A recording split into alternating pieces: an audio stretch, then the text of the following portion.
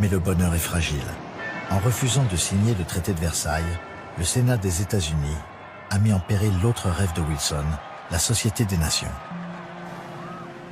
La SDN s'est pourtant installée dans le pays de la neutralité, la Suisse, au bord du lac de Genève.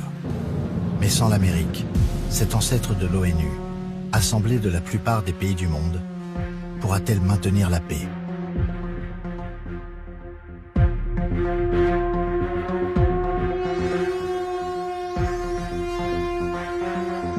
Les différents traités qui ont suivi celui de Versailles vont déclencher des conflits sans fin.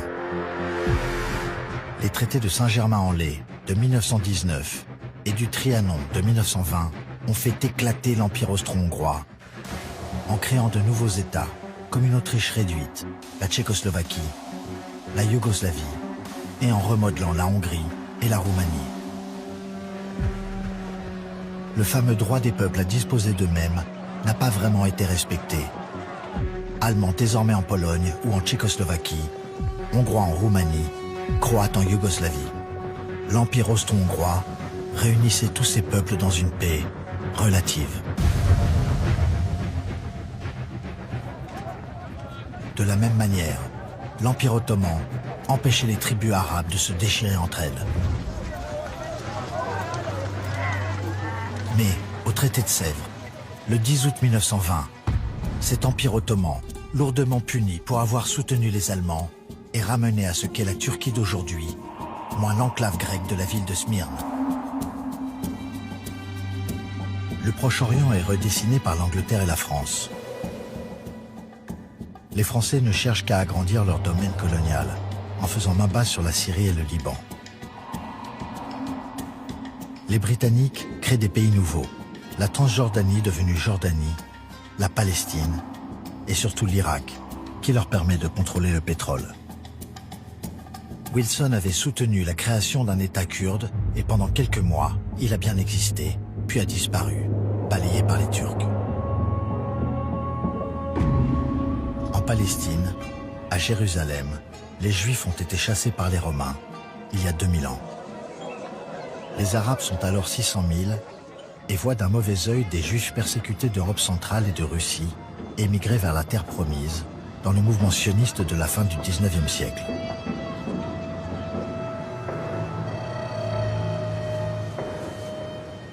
Pendant la guerre, les Britanniques, comme le célèbre colonel Lawrence, qui apparaît ici pendant les discussions du traité de Sèvres, avaient fait des promesses aux Arabes en échange de leur soutien contre les Turcs, comme l'arrêt de l'immigration juive.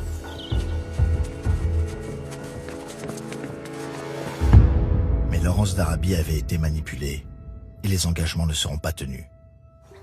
Les Britanniques autorisent la création d'un foyer national juif qui deviendra, 3 décennies plus tard, l'État d'Israël. Son premier président, Chaim Weizmann, appelle à l'immigration.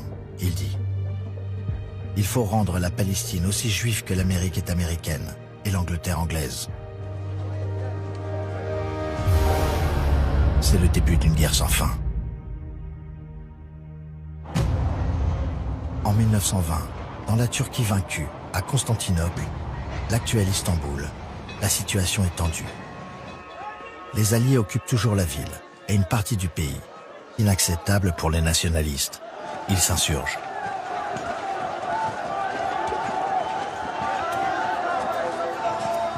À leur tête, le général Mustafa Kemal, qui avait résisté en 1915 à un débarquement britannique et français. Ce glorieux militaire refuse le traité de Sèvres et la perte de la ville de Smyrne. Il dit « Si nous cédons à toutes les exigences des Alliés, il nous sera impossible de les arrêter. » Mustafa Kemal lève une armée de volontaires et combat pendant 2 ans les Alliés et les Grecs pour récupérer les territoires qu'ils occupent.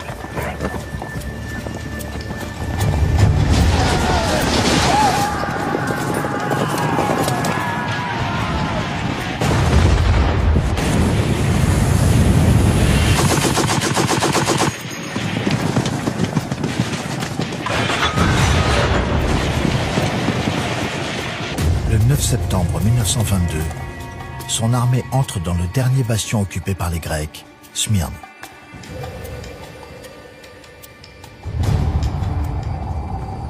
la ville est incendiée.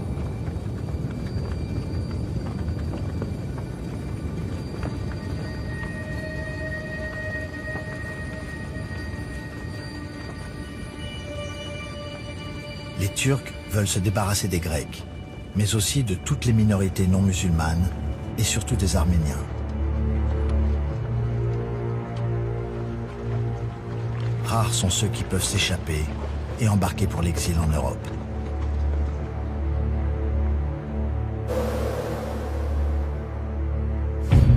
À Genève, la Société des Nations, la SDN, si elle a échoué à empêcher les guerres et les massacres, réussira le sauvetage de millions d'êtres humains. Grâce à un homme hors du commun, Fridtjof Nansen, un explorateur polaire norvégien devenu haut-commissaire aux réfugiés, qui recevra le prix Nobel de la paix.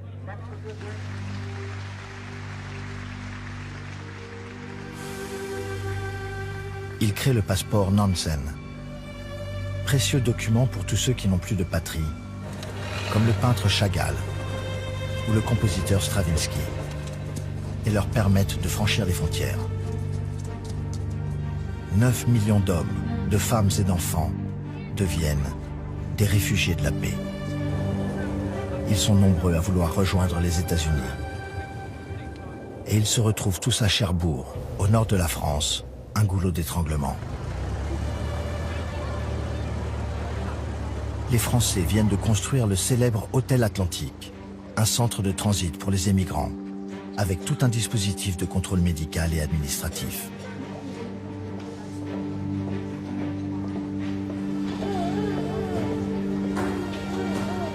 Et le grand voyage peut commencer.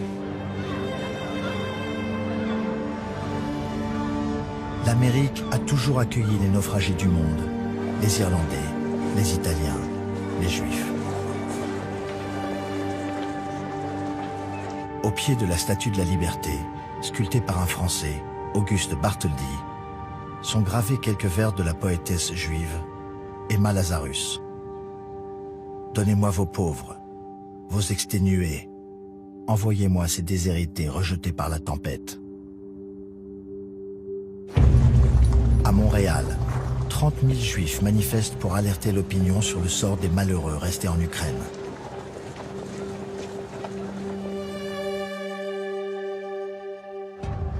« 100 000 Juifs ont été assassinés, pris au piège de la guerre civile entre les Blancs, les tsaristes et les Rouges, communistes. »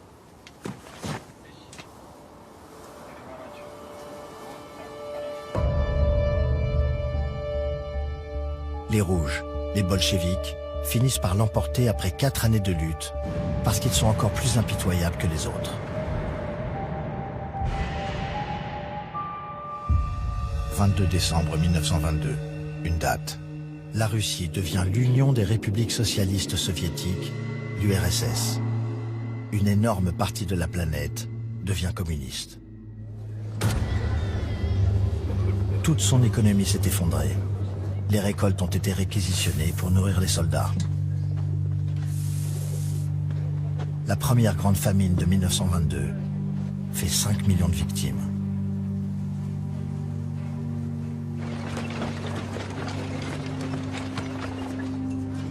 L'aide humanitaire afflue du monde entier. Un membre de la mission américaine qui sauvera des milliers de vies, William Shafrot, raconte. Les gens sont contraints de manger des herbes mélangées avec des os broyés, des écorces d'arbres et de la vase, ainsi que des chevaux, des chiens, des chats, des rats et la paille des toits. J'ai vu de petits squelettes exténués, au visage décharné et aux jambes comme des cure-dents. Tous les jours, une dizaine d'entre eux meurent. L'odeur est nauséabonde.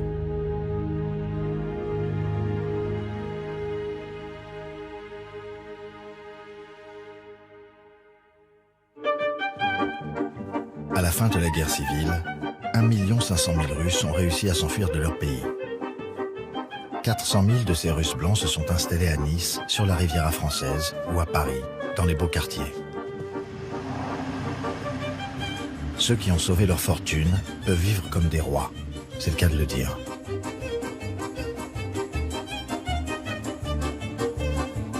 Le prince Yusupov, qui fut l'un des assassins de Raspoutine, le sombre conseiller du tsar Nicolas II, écrit « Comment ne pas avoir confiance en Paris, qui sait si bien égayer l'étranger de son sourire ?»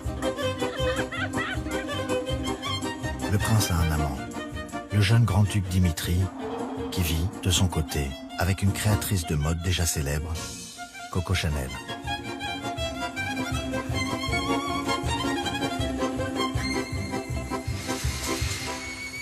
Lorsqu'elle veut lancer son 5e parfum, Dimitri lui fera adopter la forme de la flasque de vodka des officiers russes.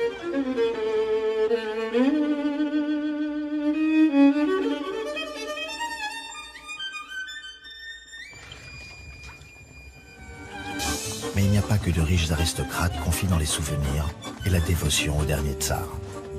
Yusupov note, dans ses mémoires, « On voit naître un peu partout des entreprises russes, restaurants, magasins, de nouvelles églises orthodoxes avec leurs écoles et leurs maisons de retraite.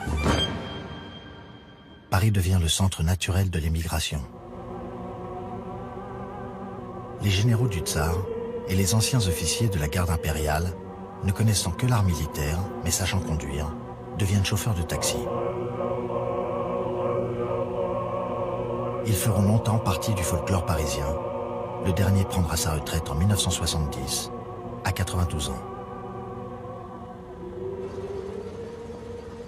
Les Russes blancs, comme ce chauffeur de taxi, voient avec inquiétude l'influence soviétique grandir dans le monde.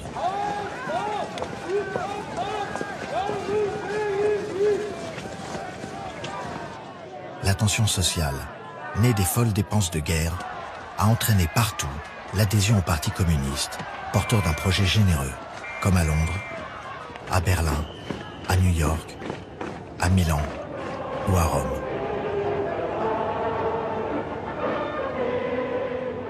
Le chef communiste italien Antonio Gramsci revient de Moscou et s'impose comme l'un des premiers théoriciens marxistes. Il dit « Vivre, c'est être partisan ». Face aux communistes italiens, les anciens combattants se sont d'abord rassemblés derrière un poète grandiloquent, un héros de la guerre, Gabriele D'Annunzio. Il avait dénoncé le traité de Versailles parce que les Alliés, en redessinant l'Europe, avaient attribué à la Yougoslavie, la Dalmatie et la ville de Fiume, des territoires peuplés d'Italiens. Gabriele D'Annunzio avait dit « C'est notre victoire mutilée ».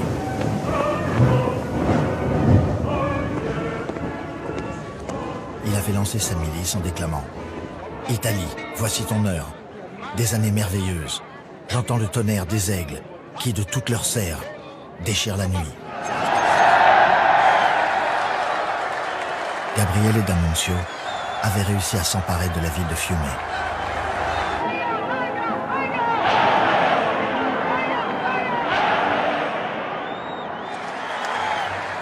Mais l'armée régulière l'en avait chassé avec des égards.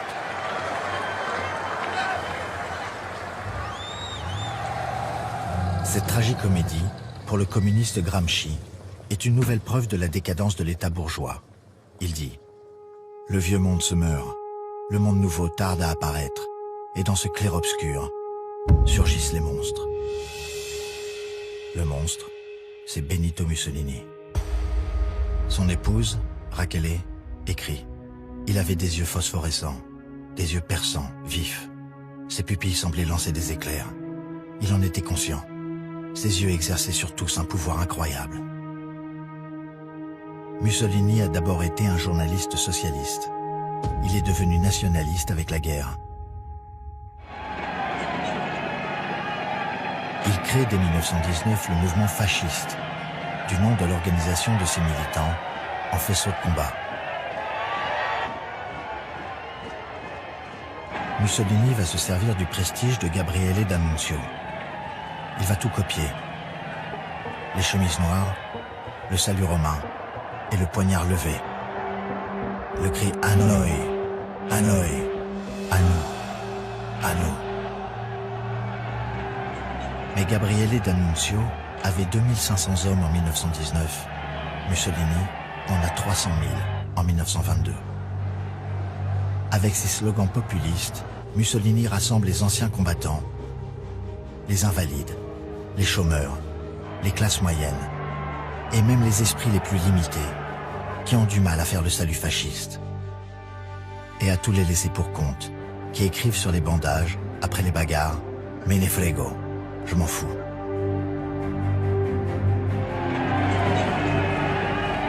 Mussolini promet de rétablir l'ordre et il leur donne une arme, la canne de bois, pour tabasser les communistes et mettre le feu à leur maison du peuple.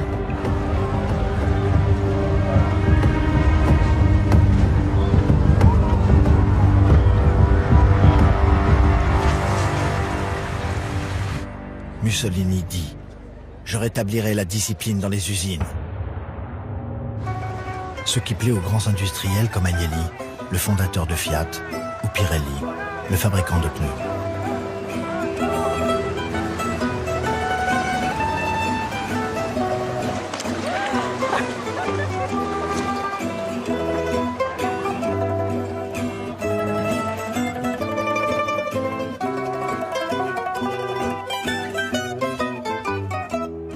Mussolini, pour s'assurer une légitimité populaire, organise le 28 octobre 1922 une démonstration de force pompeusement appelée la Marche sur Rome.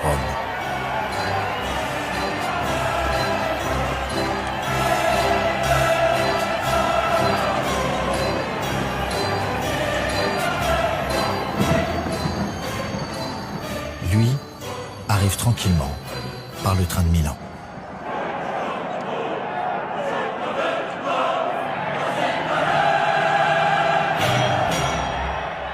Il a échangé sa chemise noire contre un costume cravate, censé être plus rassurant, au milieu de ces hommes de main fascistes.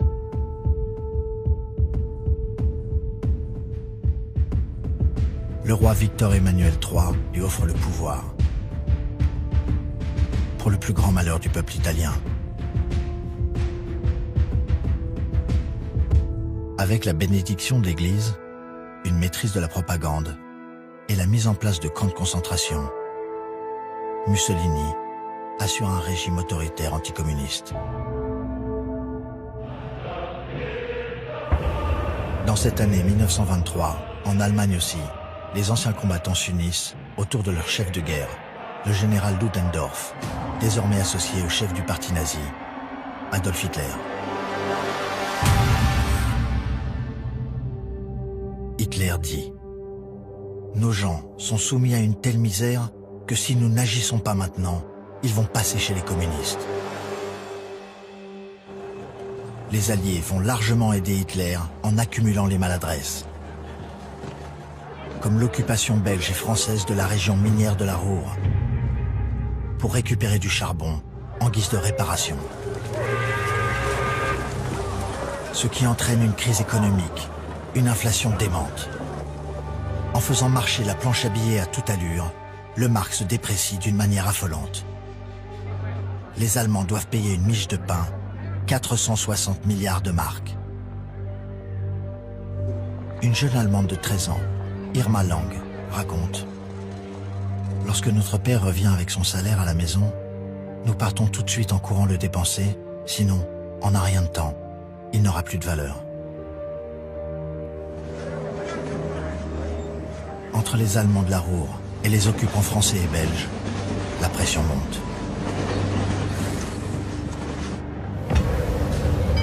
Le 10 mars 1923, un officier français gifle des Allemands qui ne se découvrent pas devant le convoi funéraire de la victime d'un attentat. Ce terreau pousse Hitler à tenter de prendre le pouvoir le 9 novembre 1923. Mais l'armée et la police restent fidèles à la République allemande et le putsch échoue. Hitler se retrouve en prison, provisoirement. Stefan Zweig reflète l'opinion générale quand il écrit « Ainsi, dans cette année 1923, disparurent les croix gammées, les troupes d'assaut, et le nom d'Hitler retomba dans l'oubli. » Mais Zweig se trompe lourdement. De sa cellule, Hitler va préparer sa revanche. Il écrit son livre « Mein Kampf, mon combat », manifeste de haine contre le traité de Versailles et la France. la menace totalitaire est réelle. En Espagne, le général Primo de Rivera, inspiré lui aussi par Mussolini, prend le pouvoir le 23 septembre 1923 et instaure un régime dictatorial. Ce coup d'état militaire réjouit un certain Francisco Franco, qui festoie en famille. Repéré pour sa discipline et sa férocité, à 33 ans, il sera le plus jeune général d'Europe et le prochain dictateur de l'Espagne. En 1921, il est l'un des chefs de la fameuse Bandera, la Légion étrangère espagnole, chargée de maintenir l'ordre dans le Rif, l'une des zones du Maroc contrôlée par l'Espagne. Les Français dominent le reste du pays. Pendant la guerre mondiale, la surexploitation des mines de fer de la région pour approvisionner les usines d'armement françaises avait soumis la population marocaine à une telle pression qu'elle se révolte.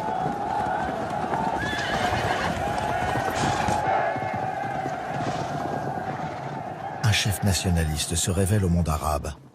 Il s'appelle Abdelkrim. C'est un fin lettré, d'une cinquantaine d'années. Il a réussi à unifier les tribus autour de lui. Il commence par infliger une défaite cuisante aux Espagnols, à la bataille d'Anoual, le 21 juillet 1921. « 20 000 Espagnols sont vaincus par les tribus du Rif. 13 000 sont tués ou blessés. Les survivants refluent en désordre. Les Français interviennent aux côtés des Espagnols.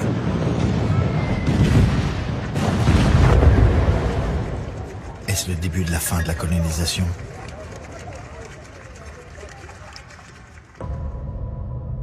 La guerre du Rif préfigure toutes les horreurs du futur. Ici, un soldat marocain de l'armée espagnole a décapité son frère insurgé. C'est l'escalade des atrocités dans les deux camps. Français et Espagnols emploient les grands moyens, comme les bombardements. Certains sont au fameux gaz moutarde, déjà utilisé par les Allemands en 1917. Le débarquement de force sur les arrières de l'ennemi et l'utilisation de chars d'assaut finissent par entraîner la défaite d'Abdelkrim. Il se rend aux Français le 27 mai 1926. La reddition d'Abdelkrim est filmée pour être montrée dans les cinémas avec ce commentaire qui se veut rassurant.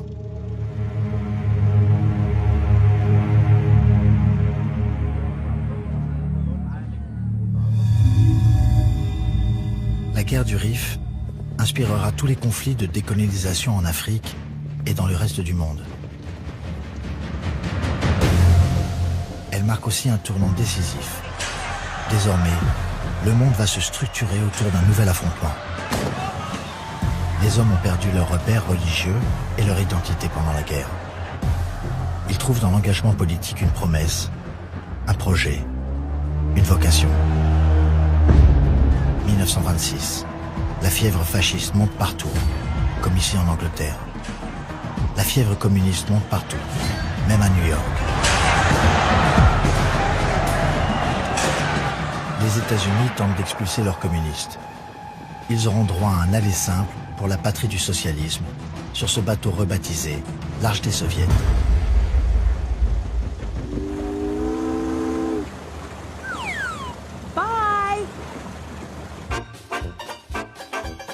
En plus de la peur des rouges, les Américains sont soumis à la prohibition. En interdisant l'alcool, les conservateurs veulent moraliser la société en pleine effervescence. C'est la traque sans fin des contrebandiers de tous les alcools possibles, distillés au Canada ou sur place. La police américaine détruit tout cet alcool en employant les grands moyens.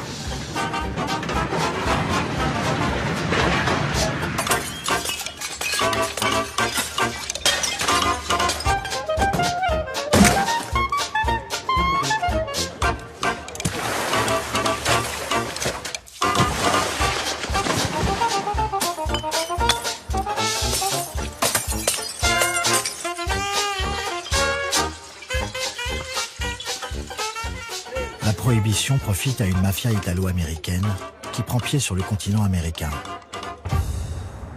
Al Capone entre dans l'histoire du gangstérisme. Les Américains s'étourdissent. Les rythmes du jazz inventent de nouvelles danses comme le charleston. Ils veulent tout oublier pour ne plus penser. L'écrivain américain John Dos Passos prédit: le XXe siècle sera américain. La pensée américaine va le dominer. Le progrès américain va lui donner de la couleur et de la direction.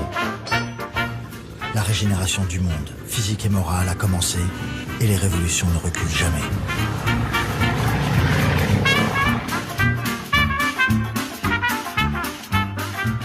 Le jazz a traversé l'Atlantique. À Paris, Joséphine Baker donne le ton. Lorsque l'écrivain français Jean Cocteau la découvre, il s'écrie: l'érotisme vient de trouver son style. Ce sont les années folles de Montmartre ou de Montparnasse. Paris est une fête sera le titre du dernier livre d'Ernest Hemingway. Il écrit: vivre à Paris, c'était comme si l'on vous avait fait don d'un trésor.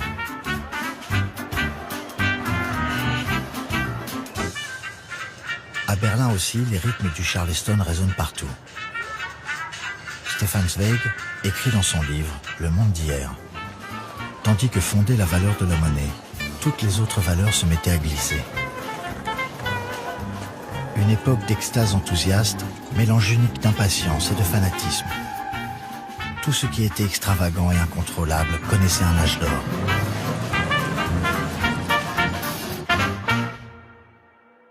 Dans la folie ambiante de ces années d'après-guerre, les uns voudront se sentir vivants pour enfouir à jamais le souvenir du désastre et de la mort.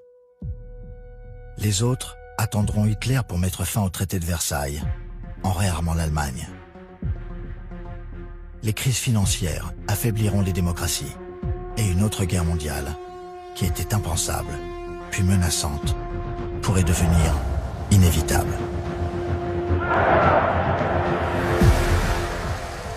Pourtant, après le 11 novembre 1918, les uns et les autres ont montré leur formidable capacité à revivre.